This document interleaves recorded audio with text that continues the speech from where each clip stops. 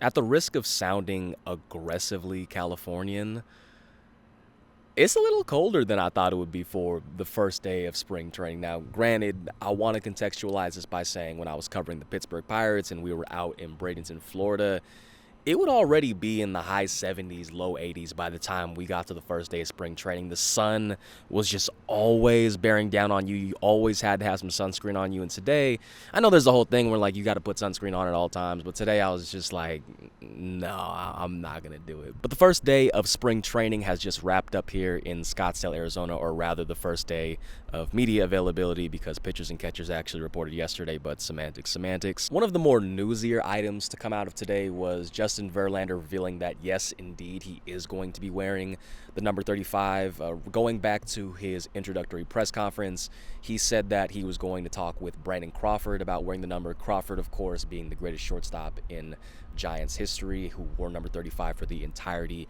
of his tenure. And Verlander told reporters at the time that Posey had reached out to Crawford on Verlander's behalf, but Verlander wanted to reach out to Crawford himself just to get the okay. You don't need me to summarize everything that Brandon Crawford has done over his 13 years as a San Francisco Giant, but it's been a lot.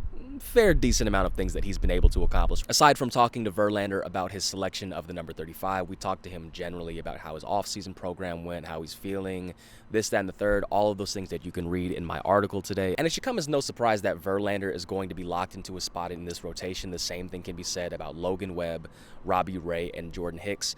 But that fifth spot in the rotation is going to be something that's going to be up for grabs during spring training. The two main candidates for that spot being Hayden Birdsong and Kyle Harrison. And this is something that I'm going to flesh out more in an article later this week. But it is worth noting that Harrison isn't going to be guaranteed this spot in the rotation going into spring, that there is going to be some legitimate competition. Harrison also detailed that he's going to be throwing a cutter as well as a harder slider this year as well. And those are things that I'm going to be very interested in seeing as we get into Cactus League games. Those were kind of the main notes to hit on from today. The other significant piece of information being that Ryan Walker is going to be the team's closer going into 2025. That shouldn't come as that much of a shock given how dominant he was last year and some of the struggles that Camilo Duvall dealt with last year.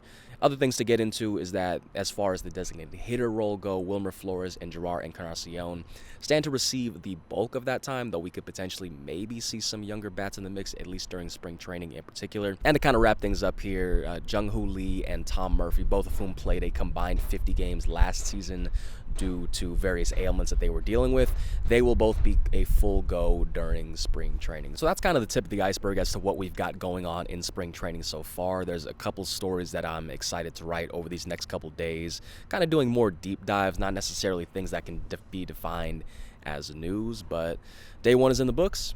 See y'all later.